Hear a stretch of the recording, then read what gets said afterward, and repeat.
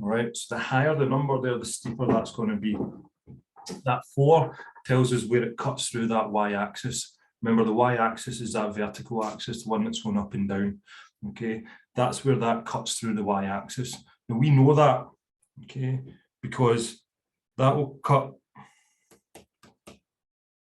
the y-axis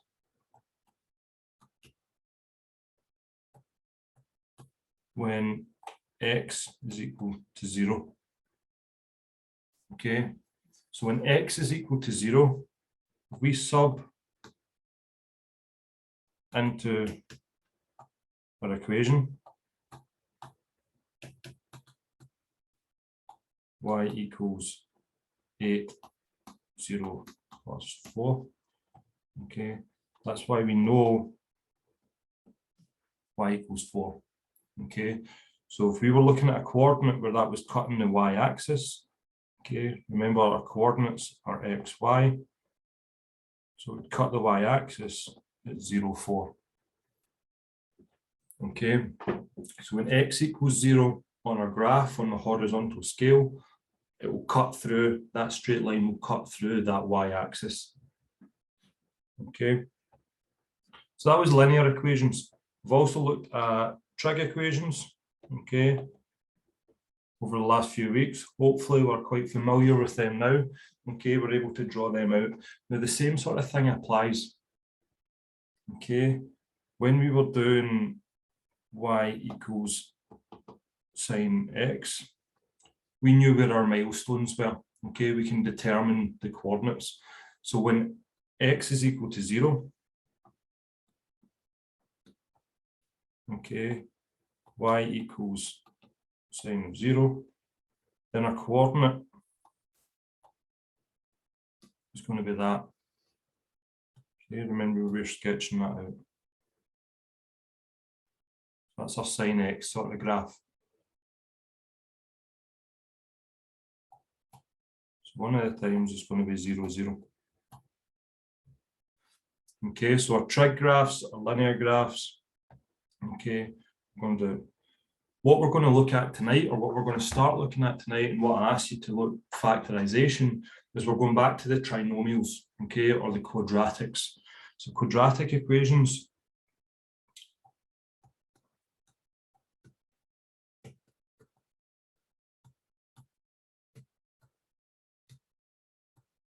We wrote in the format ax squared plus bx plus c, and we're going to equal 0. All right, that's our standard format for these equations. Okay, something along the lines, okay, of, say we had something along the lines of x squared plus 7x plus 10 equal to 0.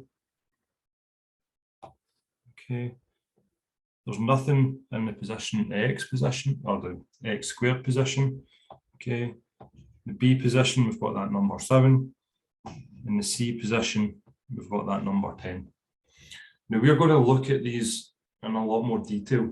Okay, we're going to draw out a couple of these graphs, and we're going to look at the important features and the shapes that they make. Okay, now what I wanted you to look at just there was the factorization process. Okay, so just going through that factorization process, the steps that we took when we're looking at that. If I was to factorize that x squared plus 7x plus 10, I would go through the process of writing out c dt. Okay, so when we're setting up factors or finding our factors, okay, write out these words, or letters, sorry, c dt. Okay, and that is a method 1 that we're going to use. Okay, and that is a process that we go through. We look for common factors, i.e. the c. We look for difference of two squares, and we look for trinomial.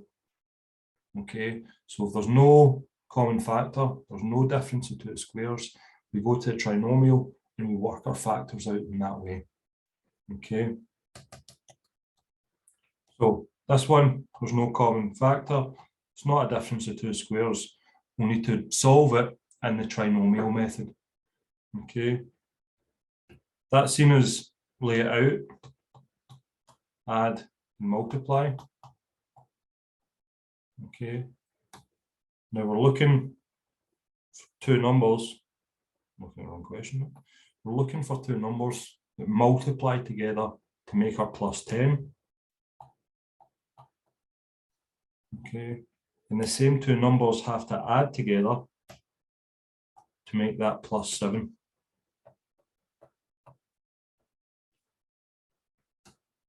Okay, now remember, I also wanted you to write out, if that's positive, what type of numbers multiply together to make a positive number.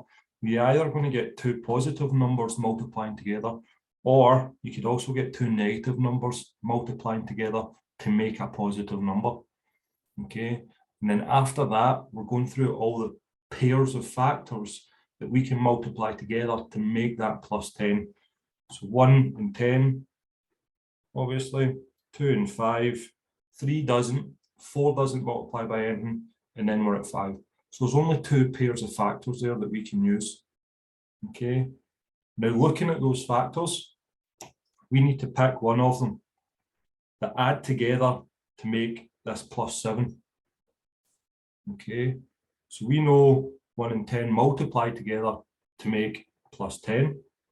Okay, but now we need to see if they add together to make plus 7. So do 1 and 10 add together to make plus 7? The answer is no. 2 and 5, do they add together to make plus 7? Yes, they do. Are both of them going to be positive? Yes, they are. That makes sense. So 2 plus 5 is going to equal plus 7. Okay, so they are going to be what we put in our factorized brackets.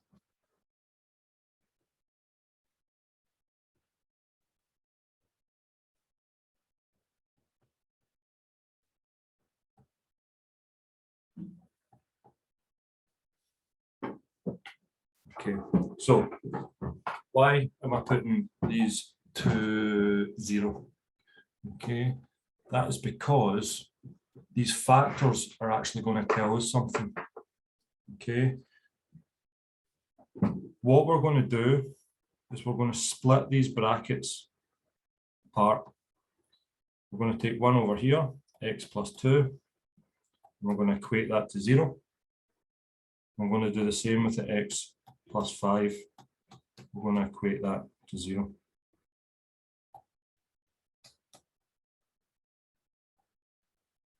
Okay.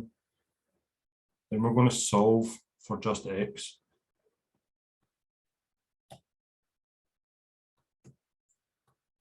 So it's nothing different to what we were doing way back in the first sort of unit, okay, and the type of questions that I was asking you to look at there in that booklet. Okay, we're just adding that further wee step. Okay, now that step's important because these are going to be the x coordinates, okay, when y equals 0, when we draw that graph. So this is our first sort of key stage, working out how we draw these quadratics. Now, let's have a wee look at the shape that we're going to make.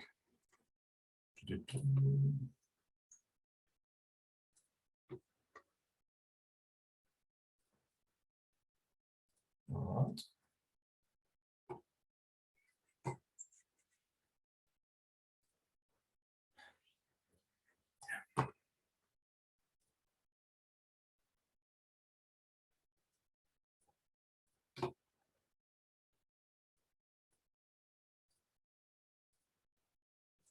Okay, what was that?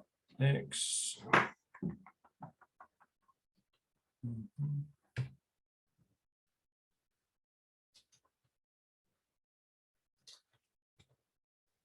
Okay, that green line on the screen. Okay, that green line on our screen is called a parabola. Okay, that shape.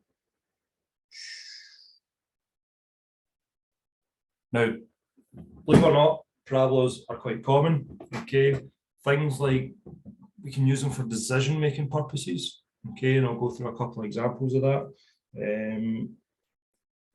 We can use them to model movement. Okay, and we can use them to model things like sound and vibration and things like that. So parabolas are used quite extensively. Okay, believe it or not. I know some people believe this is just taught for teaching's sake. Okay, but parabolas are actually quite useful.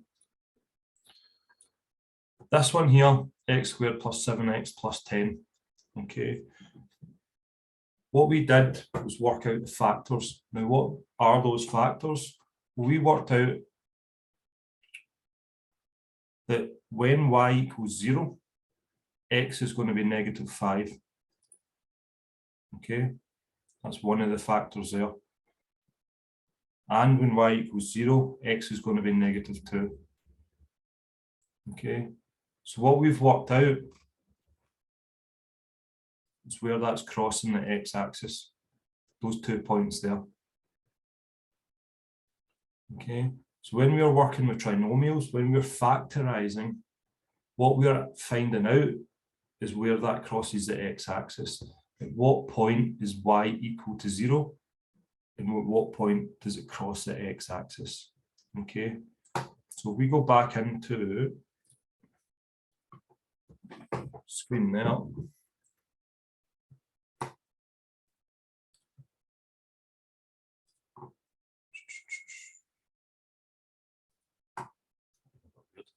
Okay, when we go back into that x equals -2, okay, means the graph is crossing the x-axis when y is equal to 0. It's crossing the x-axis, -5 as well. Okay, so that's the first part of doing these out. Okay, just getting that factorization right. That's why when we're working with quadratics, it's asking us to factorize. If we start with x squared plus 2x, we've got something like equals 15. We need to move that about. We need to change that so it's equal to 0. Okay.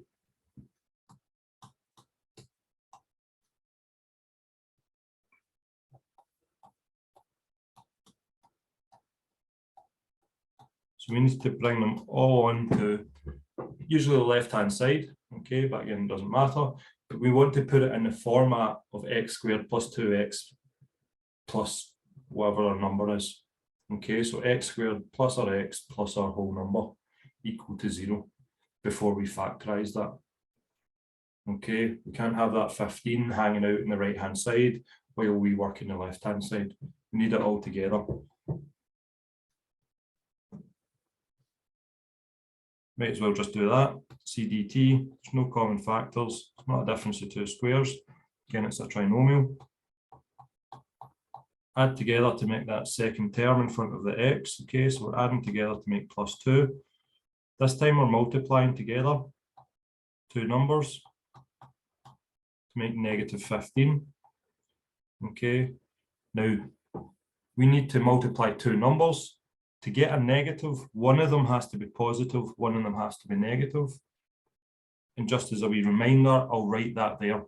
Okay, so that tells me, that reminds me that one of them has to be positive and one of them has to be negative here when we add them together. What are my factors?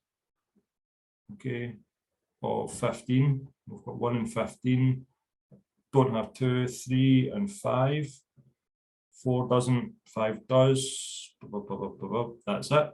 Okay. Now I want to add them together to make +2. So I've got a +5 in there and a -3 in there. It's going to give me +2. So my factors this time, when I take them up and put them in brackets, x minus 3, x plus 5 equals to 0. Okay, and now to finish that off, we can do x minus 3 equals 0, x is equal to 3. x plus 5 is equal to 0, x is equal to -5. Okay, that means it's crossing that parabola, that shape, that in this case happy face. Okay, it's crossing when x is equal to 3 and y is equal to 0, x is equal to -5 and y is equal to 0. Okay, so just double checking that, make sure I'm not lying. It was x squared plus 2x minus 15. So begin. Okay, you can see it's a similar shape. Okay, but this time it's crossing the x-axis at -5 and 0, happy days, and 3 and 0. Okay, so we're working out, when we factorize, what we're doing is we're working out where it's crossing the x-axis. And that shape, the parabola, if we were to draw it out, where it would cross the x-axis.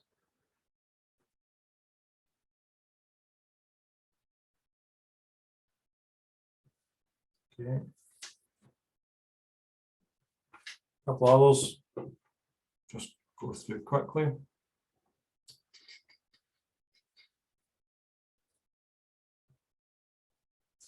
Okay, say we started with 4x squared plus 8x equals 0. Okay, there's no third term there. Okay, technically a trinomial, okay, but it's a quadratic. We need to factorize that. We're still looking for factors. So we still go through our CDT process. Now, is there a common factor? Well, yes, we can take out a common factor there. We can take out 4x and leave us with x plus 2, 0. Okay, nice and easy. That gives us 4x is equal to 0. And x plus 2 is equal to 0. X is 0 over 4, which is 0.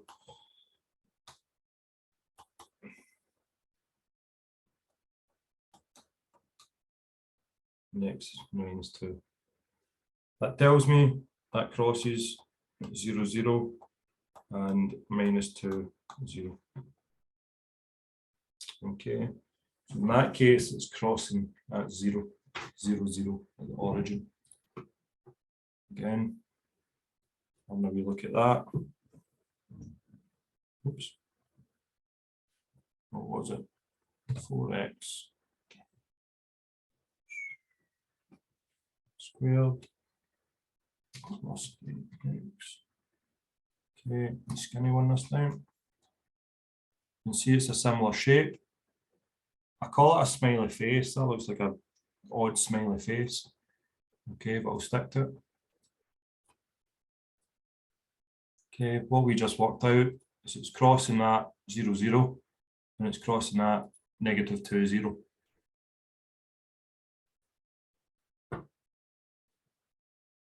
Okay.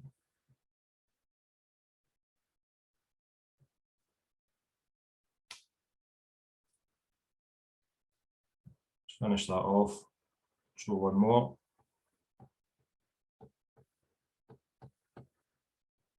CDT.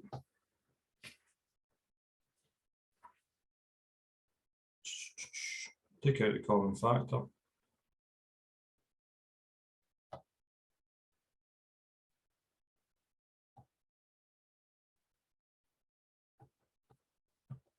The factors 3x equals 0, x minus 3 equals 0, x equals 0, x equals plus 3. Okay. Again, just prove that in Desmos.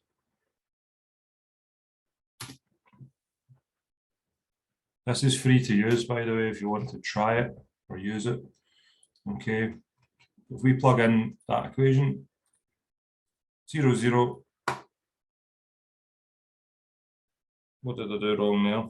3x minus, my God. There you go, that scared me. 0, 0. What is that, 1.5?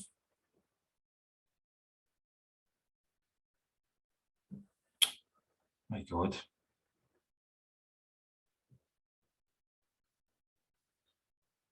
Sorry. Okay, someone should have picked up on that.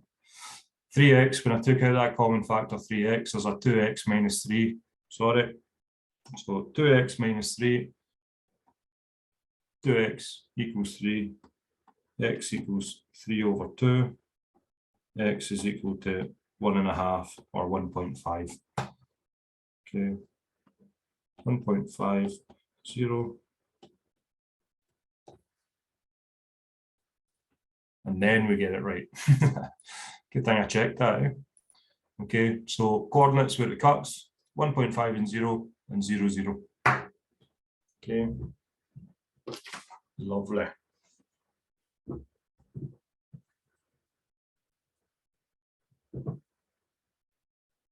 Other way to look at it, okay, is if we've got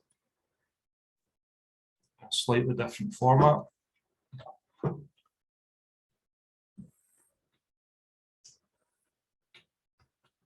I'll write this out in a second.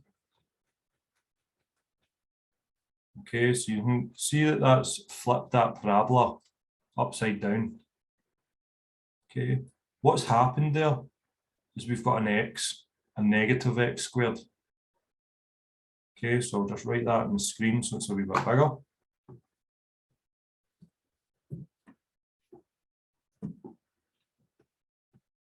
The equation I just put up there was 15 minus 2x minus x squared equal to 0. That negative there in front of the x squared, okay, is flipped that parabola upside down. So when x squared is positive, the parabola is a smiley face. When it's a negative, it's an unhappy face. Okay, now we'll go over that again later on. Okay, but that's what that's done there. So if I was to factorize that, I'd put it in a more familiar format. Okay.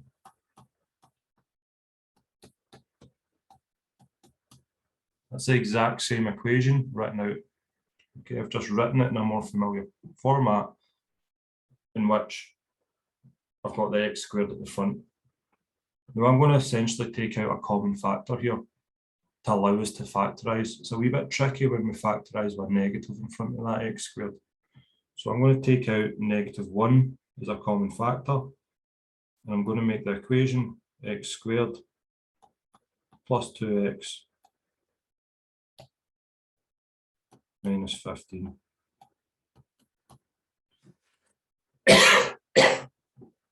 Okay, for simple fact, that's easier to work with. That means I can get rid of that -1, so I can say x squared plus 2x minus 15 equals 0. And if I'm taking that -1 over to the right-hand side, that -1 on the left-hand side is multiplying that whole bracket. Okay, so it's -1 and it's multiplying that whole bracket, so it's a multiple. So when I take that over, it becomes a divide. If you divide 0 by anything, okay, it's going to be 0. So now I've got it in a format, a nice format that I can work with.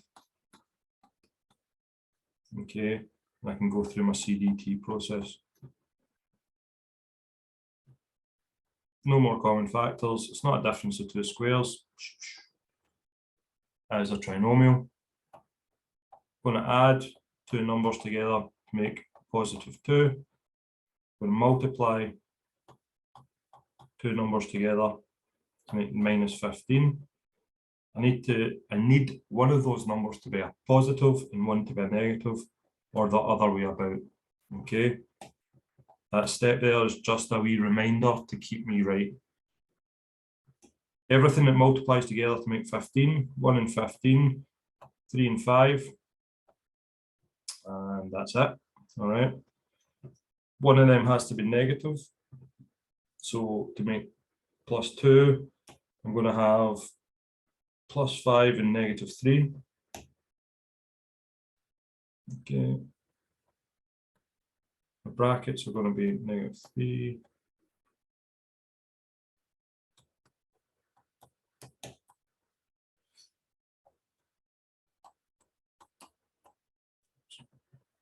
Getting ahead of myself.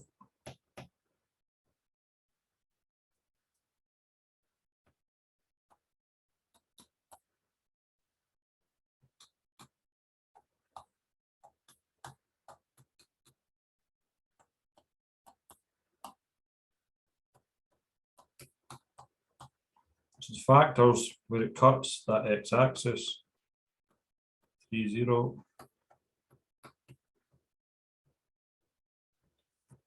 Negative 5, 0. Okay, if we go back into the equation, you can see that's correct. Okay, so that parabola, even though it's the other way about, we've still managed to find where it cuts that x-axis. All right, an important feature for us.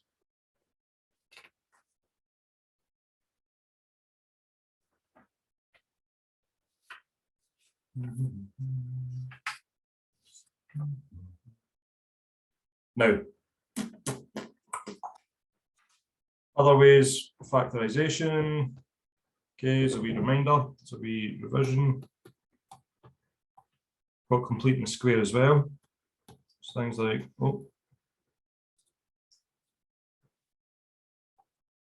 things like we were 4x squared minus 25 equals 0. Okay. Square difference of two squares. Getting mixed up with something later. Okay. Is there a common factor there? No. Remember to go through this process. Okay. Because sometimes if you don't take out a common factor, you can lead yourself down a really tricky path. Okay, so there's no common factors there. Is there a difference of two squares? Well, that's a square. Okay, 2x times 2x is 4x squared. Okay, so that's a square. It's a difference because there's a negative, and that's also a perfect square. Okay, 5 times 5. So it is a difference of two squares. The format we put that in, first squared plus the second in one bracket, first squared minus the second in the other bracket. We do the same, 2x plus 5 equals 0, 2x minus 5 equals 0, 2x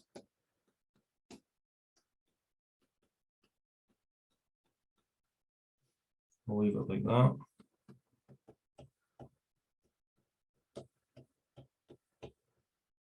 Okay. Let's just put that in, see what happens. Can you guys see that color all right?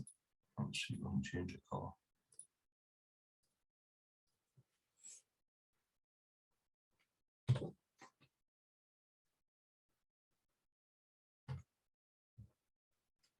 X squared minus 25. Okay, purple might be a wee bit easier to see. Got a graph, got a parabola. Okay, the turning point's right on the y-axis, why it looks a bit odd. If we go up to where it crosses the x-axis, what we've just found out, okay, negative 2.5 and positive 2.5. Okay, so it's crossing the x-axis. Again, we've just factorized, we've completed the square. It's a wee bit different. Okay, if I was to put that in a decimal, that is negative 2.5, and that's positive 2.5 in a decimal form. All right.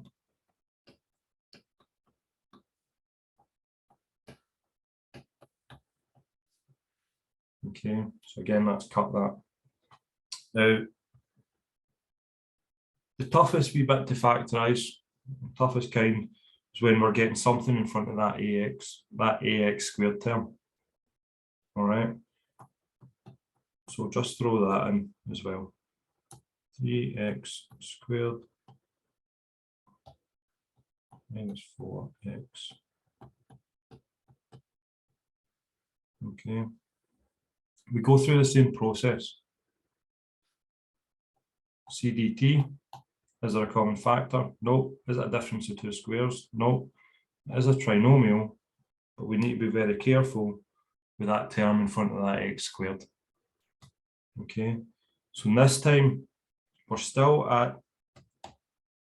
adding two numbers together. It's still adding two numbers together to get that b term in front of our x minus 4. This time, however, the numbers we're looking for, the factor pairs that we're looking for, it's going to be a number or two numbers that add or multiply together to make those two circle numbers multiply together. Okay, so we're multiplying that. Oh, sorry. We're multiplying that a term with the c term. Okay, be careful of the signs in there as well. That's the number that we're putting under here. So we're multiplying the a term and the c term. After we do that, it's the same process.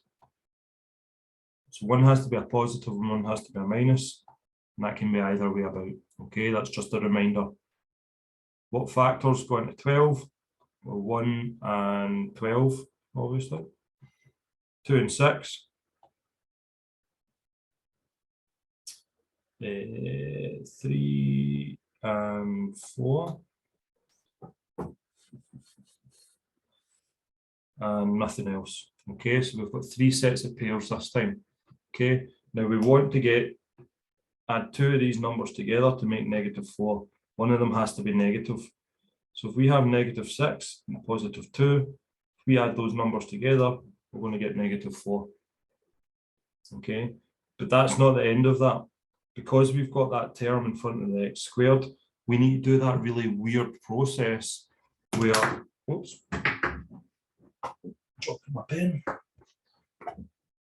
Oh no. 2 seconds. Drop the nib of my pen. Someday. Resume that. Perfect.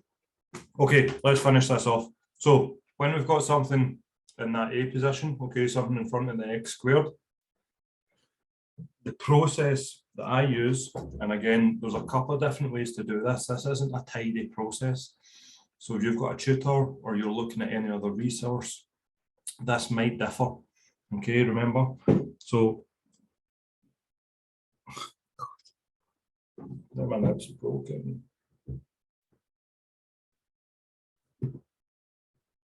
There we go. Oh my God.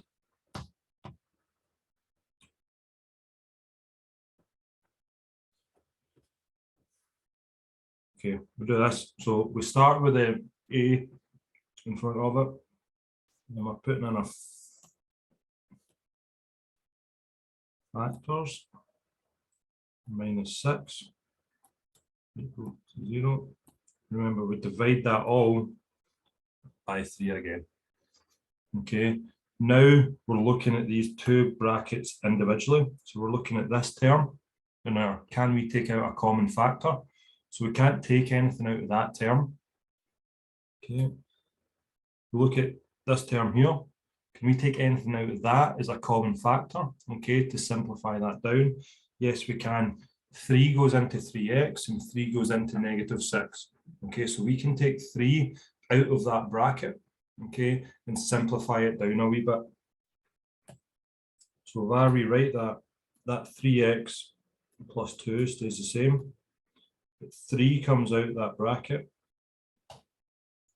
leaving just x minus 2 in there, all over 3. Okay.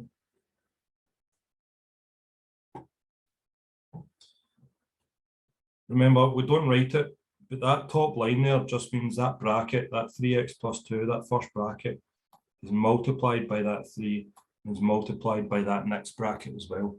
So all of those terms are multiplied together. Because that's the case, that means I can cancel that top and bottom line out. And I'm just left with the brackets 3x plus 2 and x minus 2. Okay. Then I can go through my process of separating them.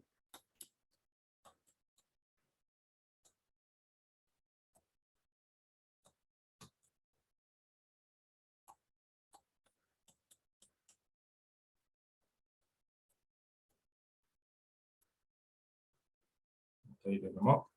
X equals minus 1.5. That's a absolutely fine answer, by the way, if we leave that in fraction form at that point. I'm doing this one just because when I double check it on the graph. Okay.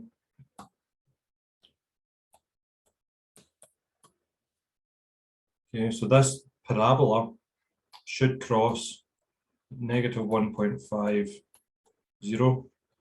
and at 2, 0.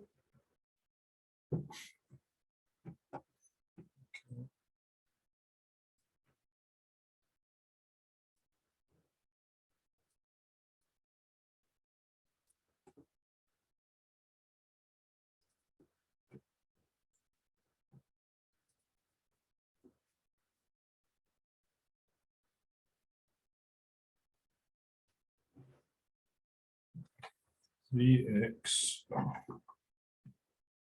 squared minus 4x minus 4. Okay, so you can see parabola, same shape as what we've been working with. Okay, parabola crosses. Did the division wrong. My God. 2/3.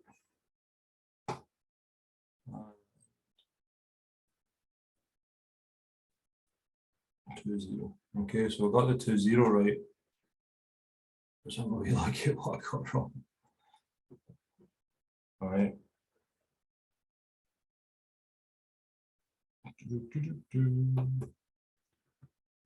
Negative 2/3 is correct. This negative 1.5, that is not what that equals.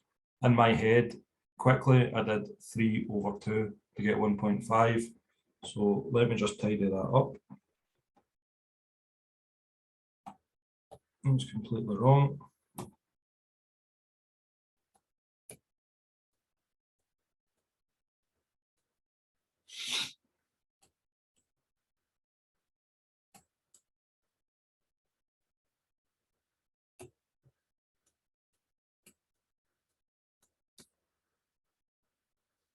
All right. And now that's correct. It's a good thing I've been checking these. My God. There we go. Okay. So you can see it crosses the x-axis where we found those factors.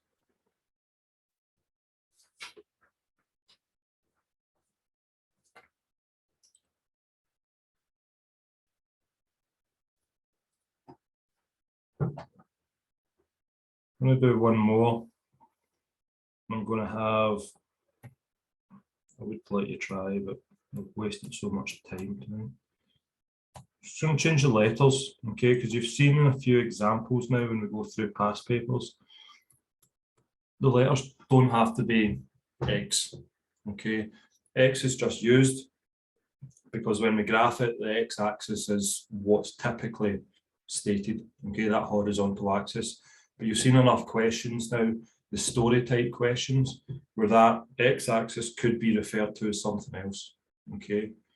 So going to use a squared, 7a, and 6 there. Now, first thing to notice when we're factorising that, a is not in the format that we usually use, but there's a wee negative in front of that a squared as well. Now I'm just going to rearrange that and write it out. exactly the same way. Okay. Those two lines are the exact same equation, but I've just put them in the order that we're used to. So the squared, the a, or the single variable, and then the whole number. Okay, now remember, when we've got a wee negative there, we can remove that essentially as a common factor.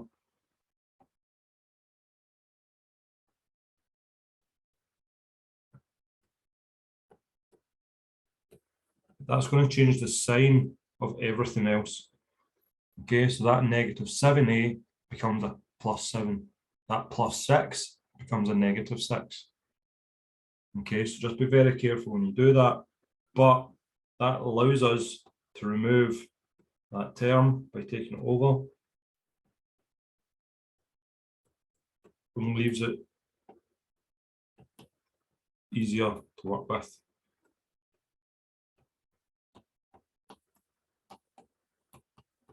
Okay, because 0 divided by anything is going to be 0. So again, that's a wee bit easier to work with.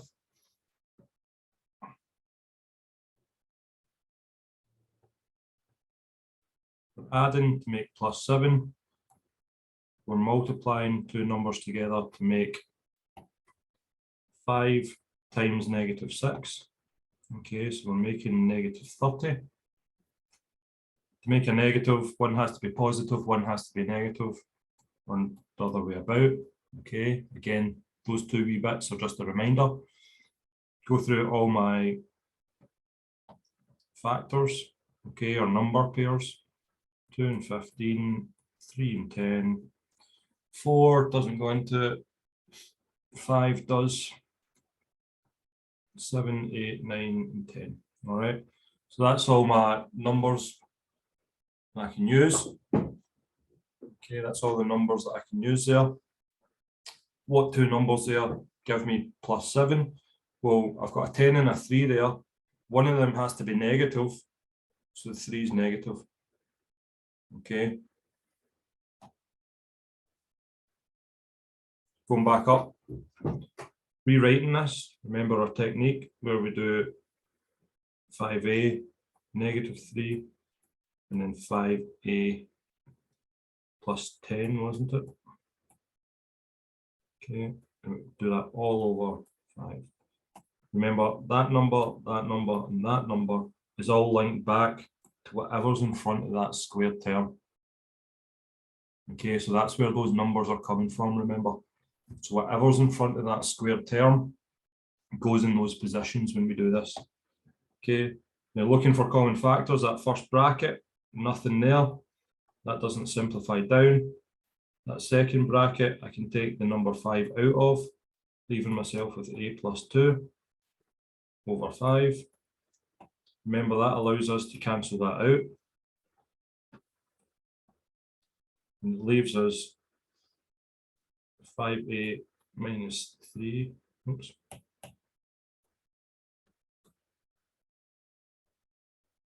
A plus 2.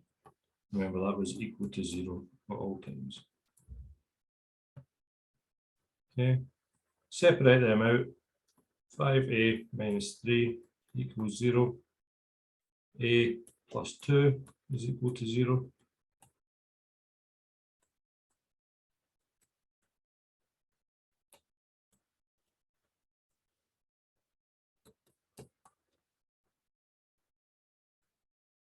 I'm not going to try and do that in my head this time. No trouble, Dylan. All right, I'm not going to try and do that in my head. Just write it as a fraction. And negative 2 is equal. Okay.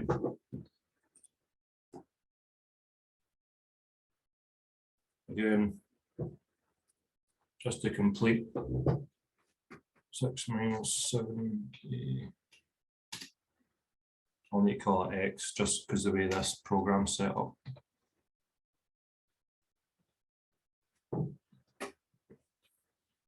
Okay. Again, parabola.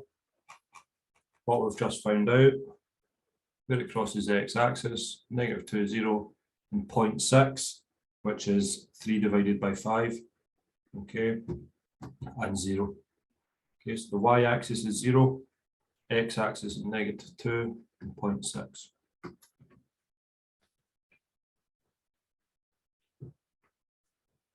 All right. So that is where we were meant to take a break. But let's just keep going.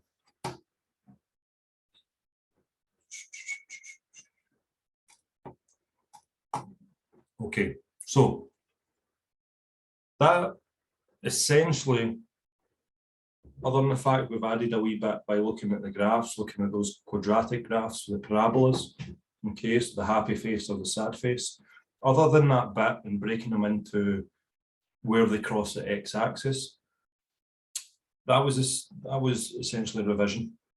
Okay, said essentially a lot, but that was essentially revision.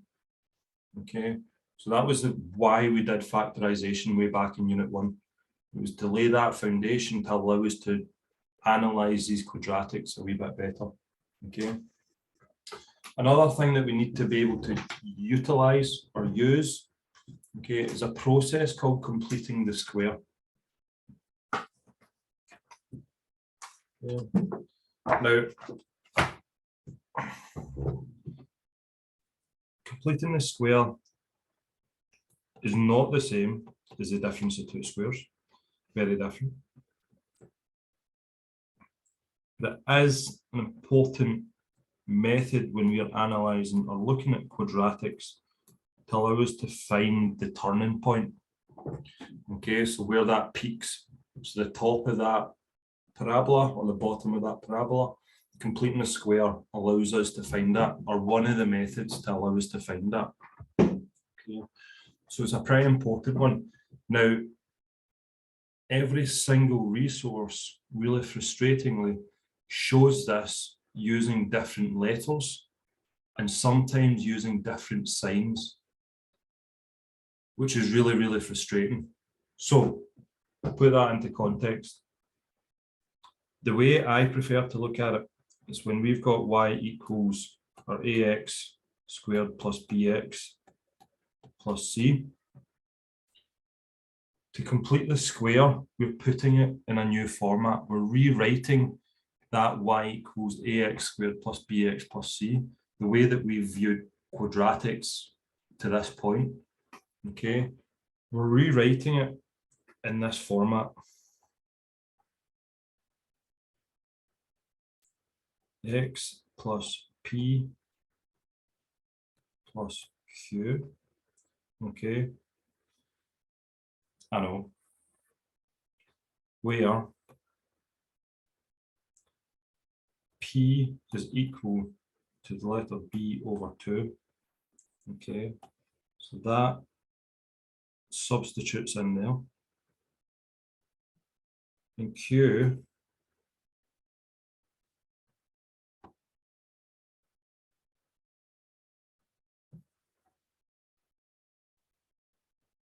is equal to minus p squared plus c. Okay, and that goes into here.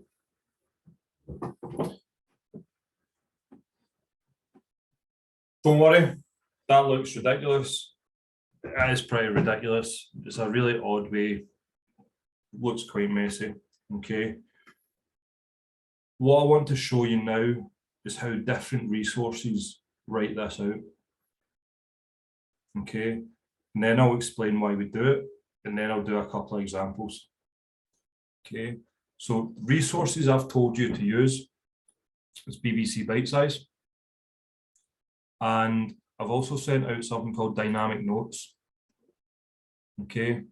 So dynamic notes is, I quite like it. Okay, the way they write it out. Where's that tracker?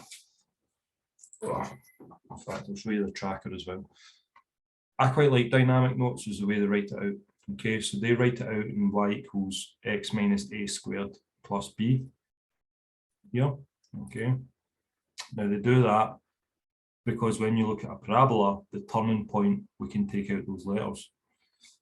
However, when they write it out earlier in dynamic notes,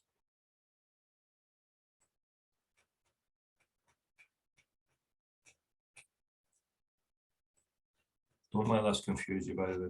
I'm showing you just so you don't look at it for the first time alone and go, what the hell is that? Where are you?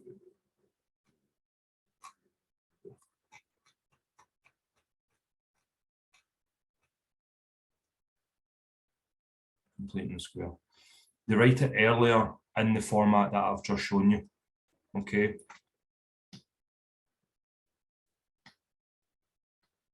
So that's the format I've just shown you, where P equals B over 2, and B is that number in front of the X term, and Q equals this really bizarre looking thing. Okay. I'll come back to that. So that's the way dynamic notes use. I like dynamic notes on the whole, but I know that that is quite confusing.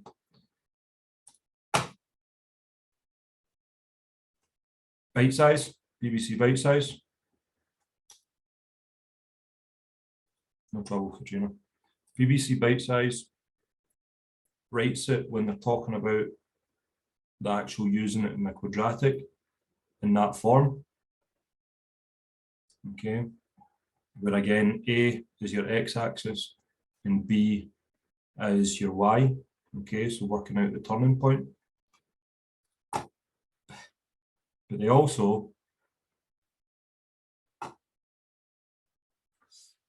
give you it like that.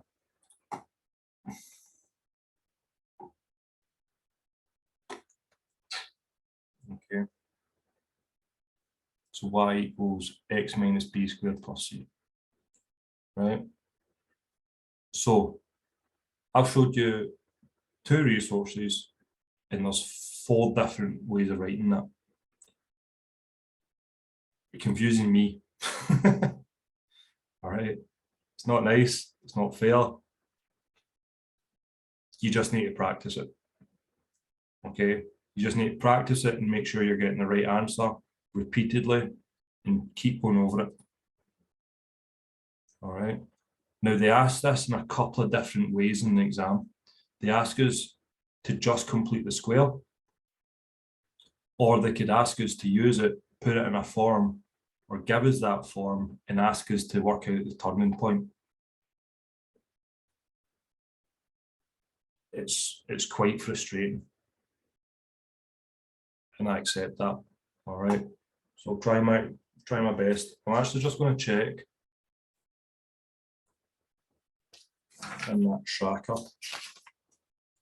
what they do. Completing the square.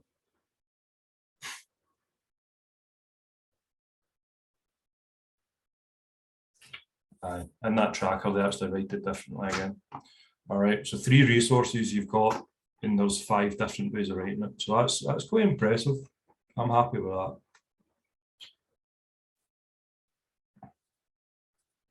So don't lose hope, is what I'm trying to say. All right. This is just about practice. Right, so let's take a wee breath there. What is a square? Squared number. Okay, well, we've got our perfect squares. All right, so our perfect squares are things like 25. All right, that's just 5 squared. 121 is a perfect square, that's just 11 squared. Okay, 5 times 5, 11 times 11. Things like 36 x squared, all that is 6x squared. All right, 6x times 6x. Okay, so they're sort of perfect squares. Now, looking at bigger, sort of going into trinomials, into quadratics, terms like x squared plus 6x plus 9 give us or can be factorized down to x plus 3 multiplied by x plus 3. Okay, and we can write that as a perfect square as well. So x plus 3 squared. All right, so it's a perfect square. Things like x squared plus 10x plus 25 would just be x plus 5 squared. Okay, very similarly, x minus 10x plus 25 would be, if we work that out,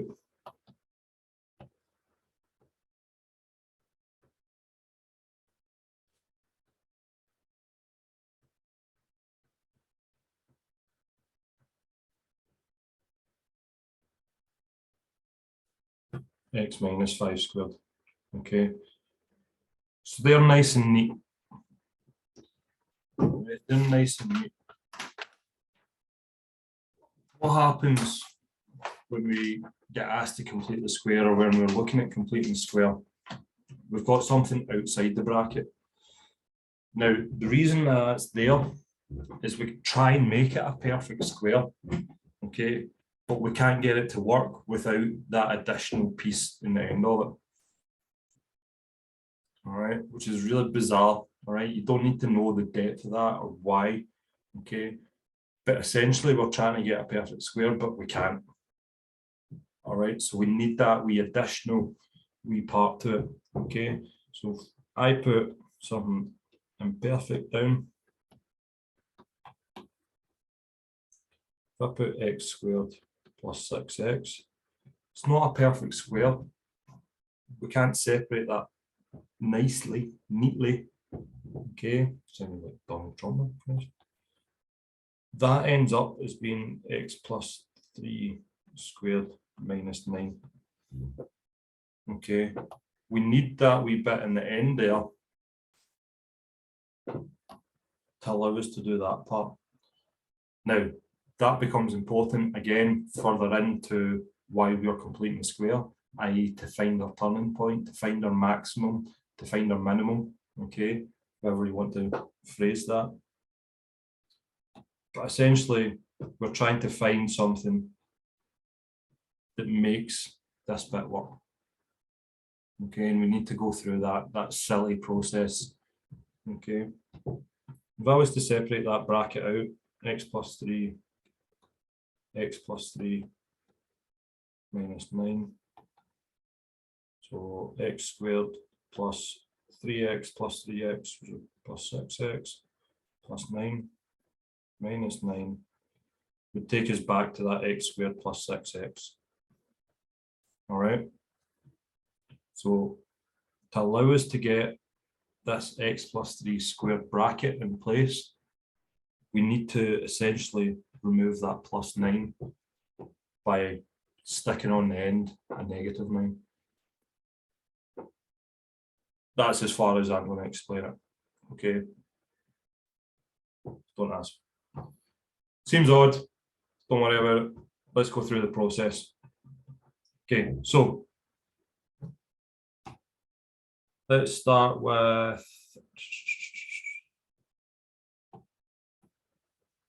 you get asked to complete the square. Let's start with that. Okay, so I've not got any number added on to the end. I'm still going to look at it in that sense. Okay, so that's our standard format. That's our normal format. That's what we've been used to. Okay.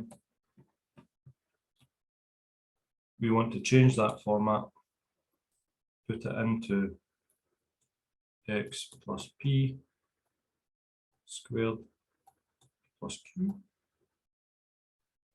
Okay. Where p is equal to b over 2.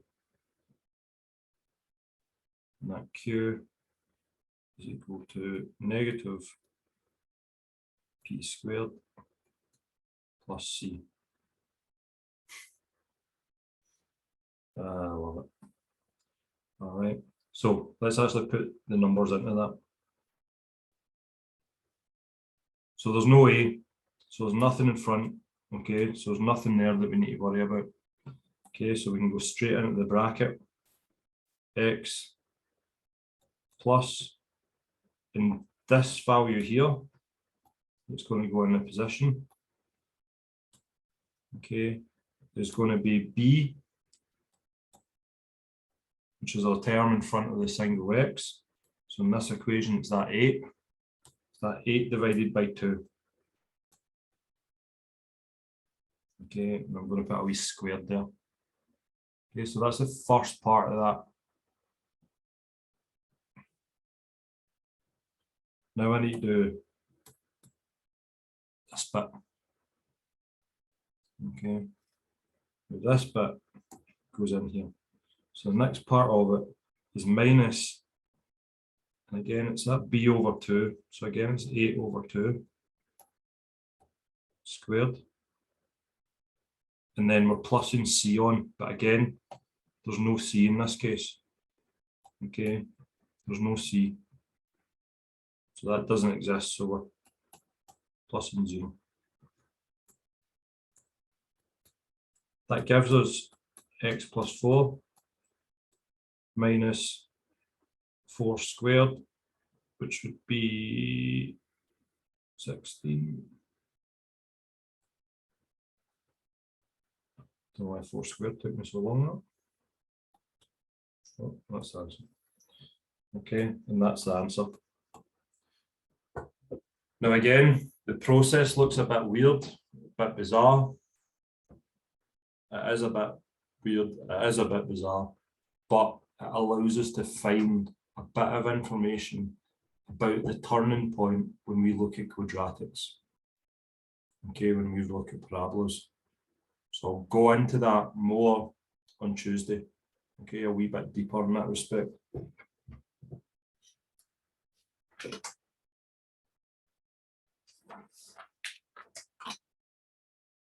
Okay, let's do one with 3 terms. Okay, so completing the square, 1 plus 8x plus 1. Okay, we're looking to leave it in the form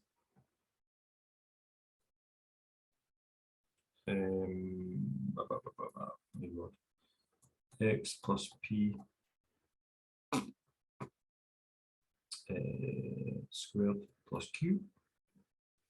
Okay, do that. X plus 8 over 2. The fact that that's 8 again, it's just a coincidence. All right. Then we do our minus 8 over 2 squared plus c. So this time we need to add that bit in. It's really weird.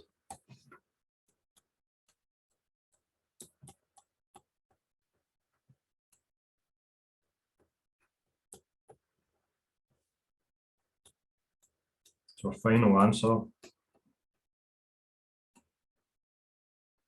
is that. Okay.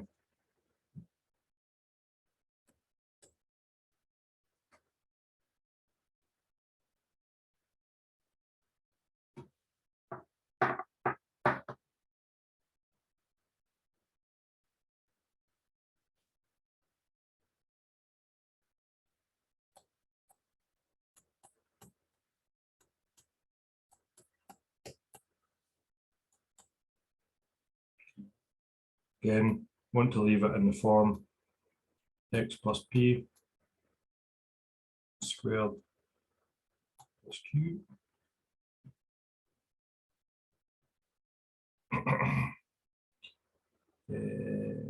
X plus 18 over 2 squared minus 18 over 2 squared plus 40.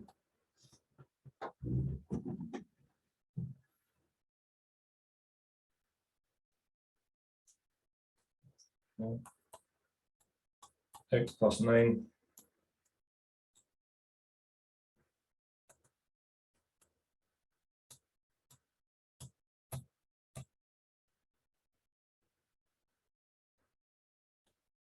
minus 9 squared, which is 81, plus 40.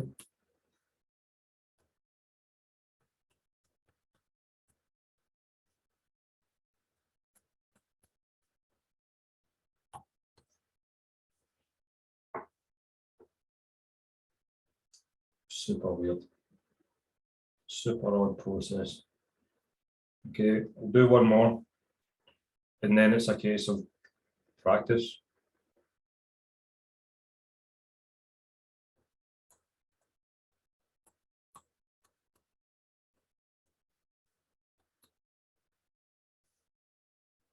Putting that in the form x plus 2.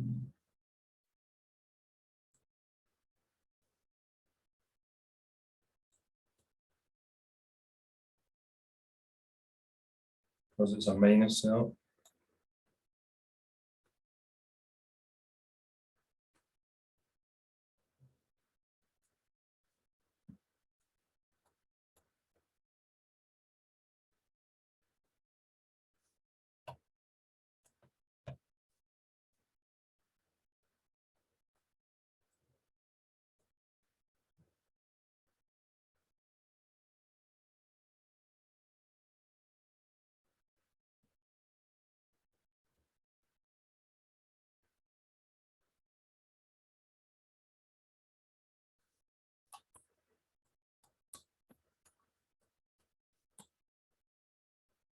Minus 2 over 2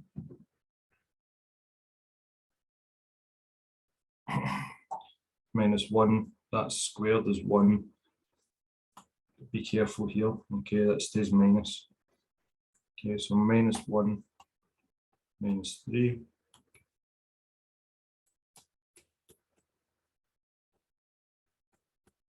My final answer. Okay. Just be careful at this point. So that is always a minus there, and that term in that box is always this term squared. So I'm squaring -1, but I'm keeping it in that bracket because it becomes a negative out here. Okay, so that's why that's still -1.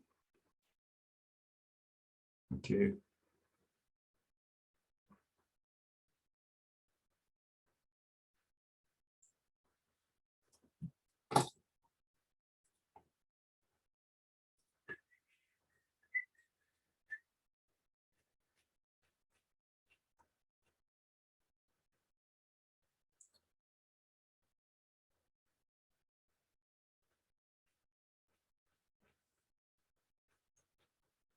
Not too bad. Okay, so in your booklet, in booklet 1, I got you to work out earlier. All right, there's questions on completing a square on page 29. Okay, page 29 of that booklet.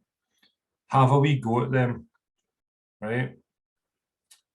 Look at different resources and try and make sense of it. All right, so try and go into BBC Bite Size is great. All right, they've got a bit on completing the square. They explain it a wee bit, what happens, where it happens, and they'll give you it. Okay.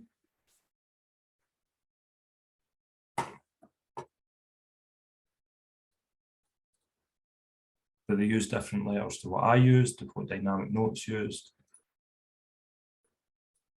It's just bizarre. All right, it's one of the really annoying ones. So we need to get good at it, essentially, is what I'm saying. Okay. Have a wee go at that. Try and make sense of what I've given you. Try and make sense of dynamic notes, BBC Bite Size, whatever it is. Try and get the answers at the back of the book. And if you've got any questions at the end of it, then we can go over it again on Tuesday. Okay, that's my intention. Let that digest. make sure you're good at factorization, go over those questions again, okay, and then Tuesday we'll sort of start from there.